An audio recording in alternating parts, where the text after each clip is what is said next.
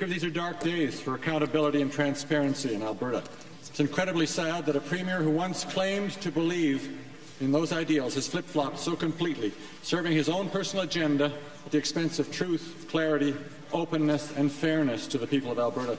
The actions of this administration have served to draw a dark curtain over government, hiding the actions of an administration that has lost the trust of Albertans. Yesterday, the Auditor General delivered his latest report, a report that this administration tried to bury with a good news story about distracted driving legislation. The Tories have been trying to silence the Auditor General for months.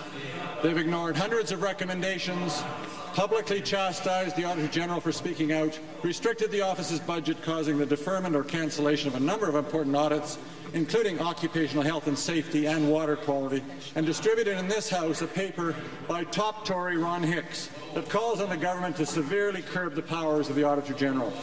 Yesterday, the Deputy Chair of the Public Accounts Committee, the Tory member from Calgary-Lougheed, was granted veto power over the Chair's actions, neutering the entire purpose of that committee, whose mandate is to oversee government spending and ensure that public dollars are being used responsibly and in the public interest. Of course, the Chair is an Alberta Liberal who tries to hold the government accountable.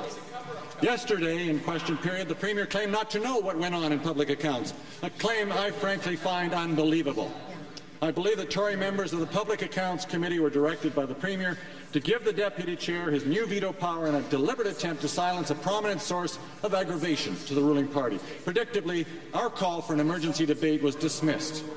Mr. Speaker, these third-world banana republic tactics are a farce. They shame Alberta.